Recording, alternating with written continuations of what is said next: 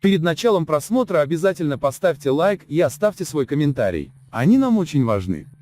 В рамках программы вакцинации ООН в Туркменистан доставили 180 кубометров вакцин. Перевозку осуществила группа «Волга-Днепр» и компания Scan Global Logistics, сообщила 7 октября пресс-служба группы. Груз состоял из вакцин от дифтерии, гепатита и ПЦЖ и других медицинских препаратов, которые помогут поддерживать плановую иммунизацию населения в стране, которая на фоне пандемии COVID-19 стала особенно актуальна, говорится в сообщении. Груз был доставлен из разных частей Европы в аэропорт Лейпцига, Германия. Для его перевозки были выполнены 2 чартерных рейса в августе и сентябре.